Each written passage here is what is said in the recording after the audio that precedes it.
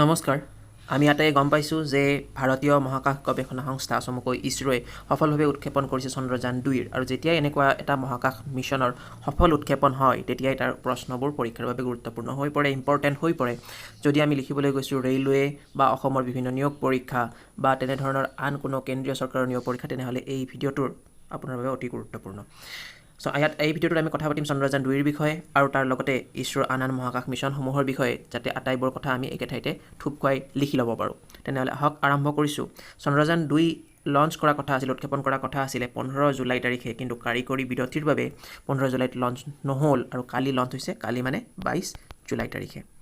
আগবাঢ়িছোঁ চন্দ্ৰযান ২ৰ বিষয়ে কিছুমান গুৰুত্বপূৰ্ণ কথা। লঞ্চ কেতিয়া কৰা হ'ল আমি গম পালোঁ ২২ জুলাই ২০১৯ চনত, আৰু ই চন্দ্ৰপৃষ্ঠত অৱতৰণ কৰিব কেতিয়া ৭ ছেপ্টেম্বৰ ২০১৯ত। ক'ৰ পৰা লঞ্চ কৰা হৈছিল? সতীশ ধাৱন স্পেচ চেণ্টাৰ, আমাৰ অসমীয়াত কয় সতীশ ধাৱন মহাকাশ কেন্দ্ৰ, আৰু ই ক'ত আছে? শ্ৰীহৰিকোটা, অন্ধ্ৰপ্ৰদেশত। তাৰ পৰা ইয়াক উৎক্ষেপণ কৰা হৈছে।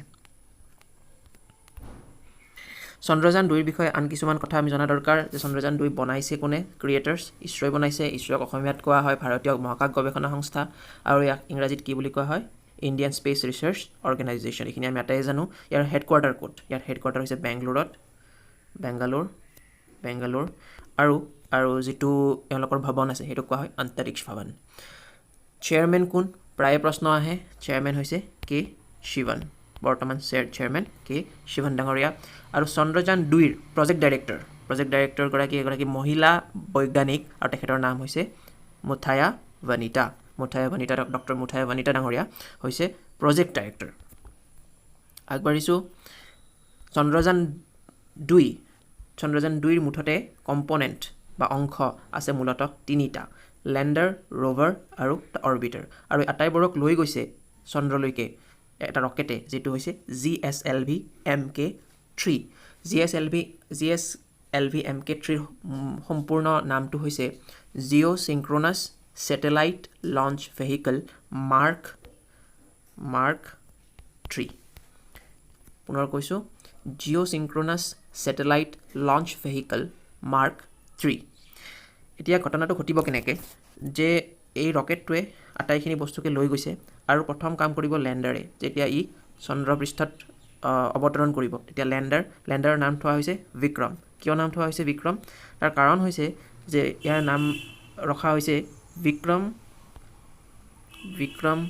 সাৰাভাই, ডক্টৰ বিক্ৰম সাৰাভাইৰ সোঁৱৰণত। বিক্ৰম সাৰাভাইক ভাৰতীয় মহাকাশ গৱেষণাৰ জনক বুলি কোৱা হয়, পিতৃস্বৰূপ বুলি কোৱা হয়, আৰু আমাৰ আটাইৰে শ্ৰদ্ধাৰ APJ আব্দুল কালাম ডাঙৰীয়াই তেখেতক নিজৰ গুৰু বুলিও মানিছিলে। তেখেতৰ সোঁৱৰণত এই লেণ্ডাৰটোৰ নাম ৰখা হৈছে বিক্ৰম, আৰু তাৰ লগত এটা ৰোভাৰ থাকিব। ৰোভাৰ মানে এখন সৰু গাড়ী, ধৰক এনেকুৱা এখন সৰু গাড়ী, তাত চ'লাৰ পেনেল লগোৱা থাকে। এইখনক কোৱা হ'ব ৰোভাৰ।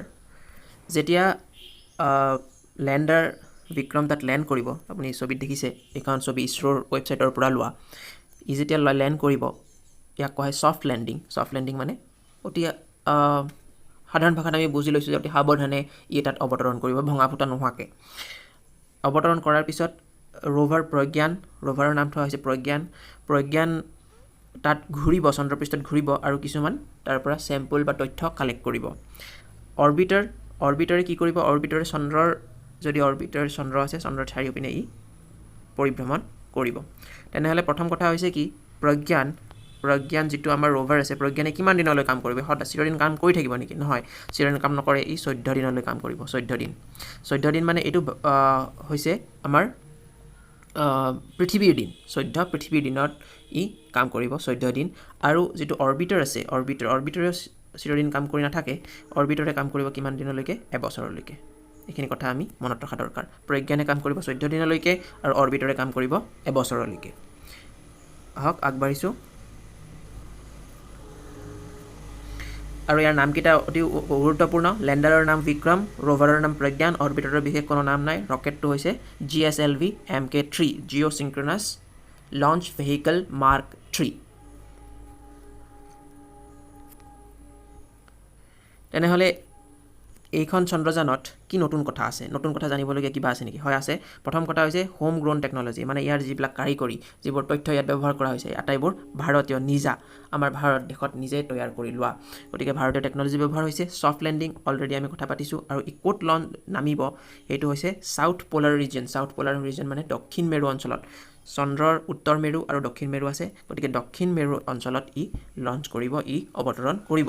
আৰু চন্দ্ৰযান 2ৰ সফল উৎক্ষেপণৰ পিছত ভাৰত হৈ পৰিছে বিশ্বৰ চতুৰ্থ দেশ যিয়ে চন্দ্ৰৰ দক্ষিণ মেৰু অঞ্চলত অৱতৰণ কৰিবলৈ সক্ষম হৈছে।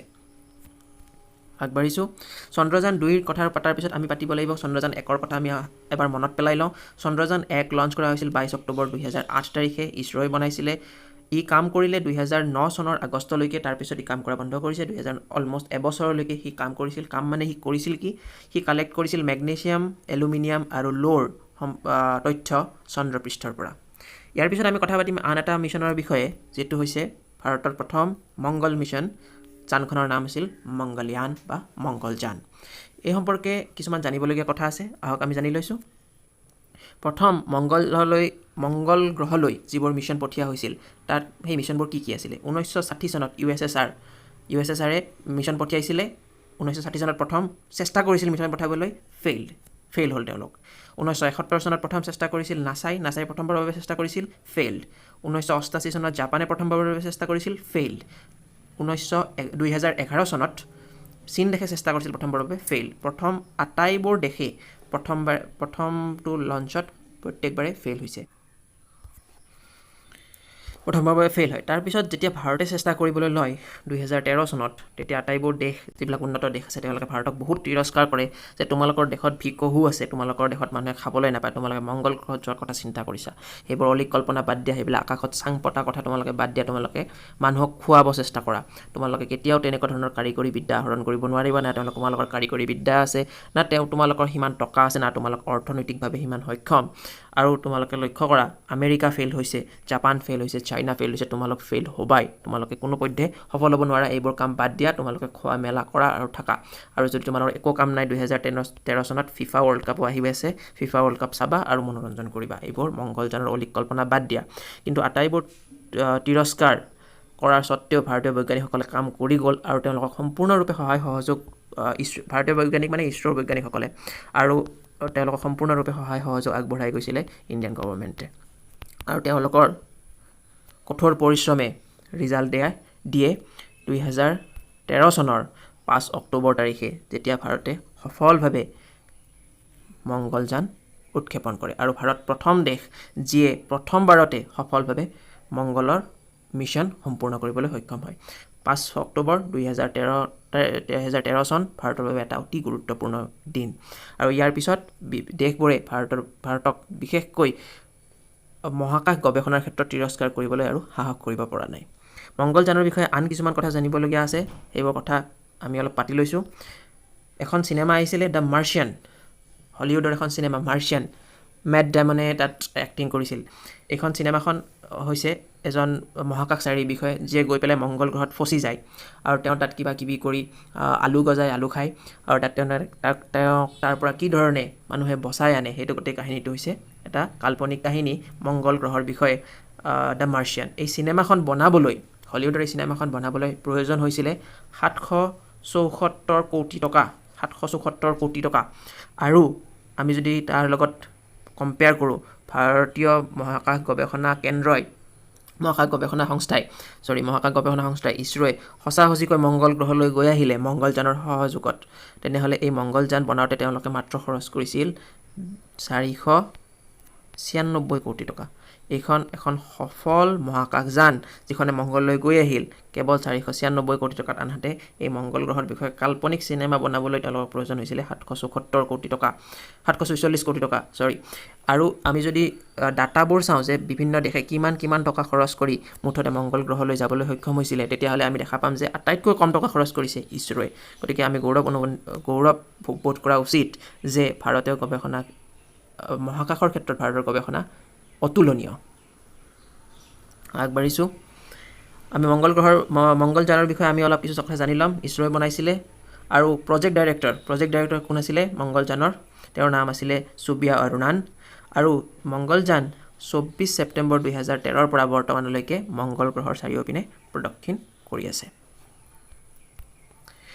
ইয়াত এটা কাৰ্টুন আছে কাৰ্টুনটো আঁকিছিল নিউয়ৰ্ক টাইমছত তেতিয়া কি হৈছিল এইটো ছেপ্টেম্বৰ 28 2014 তাৰিখৰ কথা যেতিয়া কাৰ্টুনটো পাব্লিছ হৈছিল বা প্ৰকাশ পাইছিলে তেতিয়া এয়া আপুনি দেখা পাইছে এলাইট স্পেচ ক্লাব মানে যিবিলাক দেশৰ মহাকাশ গৱেষণাৰ কাৰিকৰী বিদ্যা আছে যিবিলাক তেওঁলোক দেশত আগবঢ়া তেওঁলোকে ভিতৰত বহি আছে আৰু ভাৰত তাত সোমাবলৈ চেষ্টা কৰিছে এই ঘৰটোত কিন্তু তেওঁলোকে দুৱাৰ খোলা নাই বা তেওঁলোকে জাষ্ট মানে ইগনোৰ কৰি আছে এইটো হৈছিলে আৰু তাত তেওঁলোকে গৰু চৰু আঁকি দি পেলাই অলপ তিৰস্কাৰৰ ধৰণত তেওঁলোকে এই কথাটো এই ছবিখন আঁকিছিল এয়া মনত ৰাখিব 2 ছেপ্টেম্বৰ 28 তাৰিখে 2014 তাৰ ঠিক আগে 24 ছেপ্টেম্বৰত আমাৰ যিখন মংগলযানখন মংগল গ্ৰহত অৱতৰণ নহয় মংগল গ্ৰহৰ চাৰিওপিনে প্ৰদক্ষিণ কৰিবলৈ আৰম্ভ কৰিছিলে আৰু সেয়াই এটা বিশ্বত এটা আলোড়নৰ সৃষ্টি কৰিছিল আৰু তেওঁলোকে এই ধৰণে তিৰস্কাৰ কৰিবলৈ কুণ্ঠাবোধ কৰা নাছিল ভাৰতক আৰু তাৰ পিছত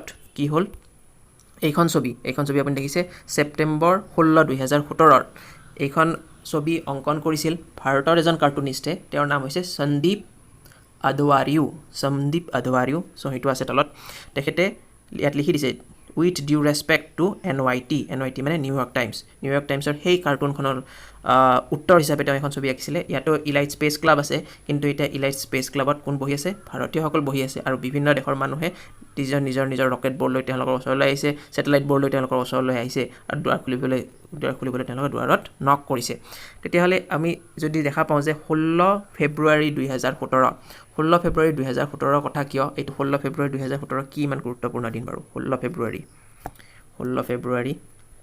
2017 এইখন তাৰ উত্তৰ হিচাপে এখেতে আঁকিছিলে সন্দীপ ডাঙৰীয়াই 2017 ঠিক তাৰ আগৰ দিনটোত 15 ফেব্ৰুৱাৰীত কি হৈছিলে ইছৰোই লঞ্চ কৰিছিল PSLV polar satellite launch vehicle C-37 আৰু এইটো লঞ্চে লগত লৈ গৈছিল এই মিছন এই উৎক্ষেপণে লগত লৈ গৈছিল 104টা ছেটেলাইট একেলগে 104টা ছেটেলাইট লৈ মহাকাশলৈ উৰা মাৰিছিল আৰু সফলভাৱে উৎক্ষেপণ কৰিছিল 4টা ছেটেলাইট এই 4টা ছেটেলাইট আছিল বিভিন্ন দেশৰ ছেটেলাইট ভাৰতৰ ইছৰোৱে লৈ গৈছিল যাক বিভিন্ন দেশে আগতে তিৰস্কাৰ কৰিছিল তোমালোকে এইবোৰ বাদ দিয়া মংগল গ্ৰহত যোৱা বাদ দিয়া মহাকাশত যোৱা বাদ দিয়া তোমালোকে ভিকহুৰ দেশ তোমালোকে ভিকহু মানুহক খোৱাৰ প্ৰতি গুৰুত্ব দিয়া তেওঁলোকে 104টা ছেটেলাইট লৈ PSLV C-37 উৰা মাৰিছিল 2017 15 ফেব্ৰুৱাৰীত আৰু তাৰ পিছতে সন্দীপ ডাঙৰীয়াই এই বিখ্যাত কাৰ্টুনখন আঁকি নিউয়ৰ্ক টাইমছক উত্তৰ দিছে আহক আমি আগবাঢ়িছোঁ ইয়াৰ পিছত আৰু ইছৰোই ঘূৰি চাবলগীয়া হোৱা নাই তেওঁলোকে বিভিন্ন ধৰণৰ মিছন কৰি গৈছে আৰু ভৱিষ্যতে তেওঁলোকে কিছুমান পৰিকল্পনা কৰিছে তাৰ ভিতৰত আছে আদিত্য L1 সোলাৰ মিছন সূৰ্যৰ পিনে আগবাঢ়িছে ইছৰোৱে সূৰ্যলৈ পঠিয়াব আদিত্য L1 নামৰ এখন মিছন এইটো মিছন কৰা হ'ব তেওঁলোকে ভাবিছে যে 2020 চনৰ আগভাগত এই মিছনটো সম্পূৰ্ণ কৰা হ'ব আৰু এই মিছনটোৱে কি কৰিব সূৰ্যৰ কৰোনা বুলি যিটো অংশ থাকে কৰোনা সম্পৰ্কে তথ্য কালেক্ট কৰিব সূৰ্য মিছন ছান সোলাৰ মিছন ইছৰোৰ আদিত্য L1 তাৰ উপৰি তেওঁলোকে পৰিকল্পনা কৰিছে গগনয়ান হৈছে প্ৰথম মানুহ লৈ যোৱা যান হ'ব মহাকাশলৈ মানুহ লৈ যাব ভাৰতীয় প্ৰথম যান 3জন মানুহক লৈ পেলাই গগনয়ান উৰা মাৰিব কেতিয়া 2021 চনত তেওঁলোকে পৰিকল্পনা কৰিছে তাৰ প্ৰজেক্ট ডাইৰেক্টৰ হৈছে R হাটন গগনয়ান মানৱ লৈ মহাকাশলৈ উৰা মৰা ইছৰোৰ প্ৰথম যান হ'ব ইয়াৰ পিছত আন এটা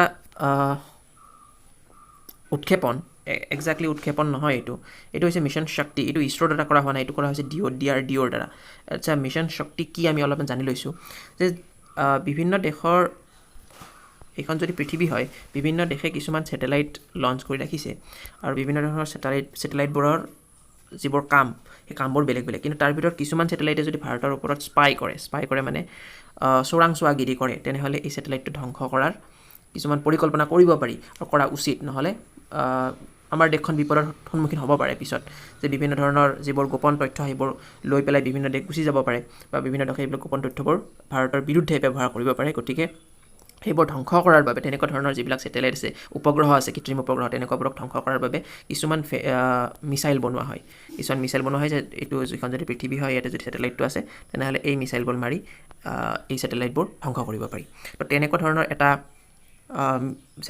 এটা মিছাইল ভাৰতে তৈয়াৰ কৰি উলিয়াইছিলে আৰু ইয়াৰ সফল যিটো পৰীক্ষণ কৰা হয় এতিয়া 2019 চনৰ 27 মাৰ্চ তাৰিখে আৰু এই যিটো মিছন এই মিছনটোৰ নাম দিয়া হৈছিলে মিছন শক্তি বা মিছন শক্তি এণ্টি ছেটেলাইট ৱেপন এই এণ্টি ছেটেলাইট ৱেপন থকা ভাৰত চতুৰ্থখন দেশ প্ৰথম হৈছে আপোনাৰ US তাৰে পিছতে আহিছে ৰাছিয়া তাৰ পিছতে পাইছে চাইনাই চীন দেশে আৰু চতুৰ্থখন দেশ ভাৰত তাত বাহিৰে আন কোনো দেশৰ এনেকুৱা কাৰিকৰী শক্তি নাই এনেকুৱা কাৰিকৰী মিছাইল নাই আৰু এইটো লঞ্চ কৰাৰ পিছত নাছাই কৈছিলে বেয়া কাম হৈছে এইবিলাক কি ভাঙা ফুটা কৰিছে এইবিলাক কি ছেটেলাইট ভাঙিছে কিন্তু তেওঁলোকৰ আগতেই তেওঁলোকে বনাই লৈ পেলাই তাৰপিছতে ভাৰতে বনালে তেওঁলোকে তেনেকৈ কয় আৰু তেওঁলোকৰ সেইটো তেওঁলোকৰ স্বভাৱ গতিকে মানুহে নিজৰ স্বভাৱমতে কাম কৰে আৰু যি কি নহওক এইখিনি আছিলে বিভিন্ন ধৰণৰ ইছৰোৰ ভাৰতীয় মহাকাশ গৱেষণা সংস্থাৰ বিভিন্ন লঞ্চ বিভিন্ন মিছনৰ কাহিনী আৰু এইখিনিৰ পৰা প্ৰশ্ন অহাৰ চান্স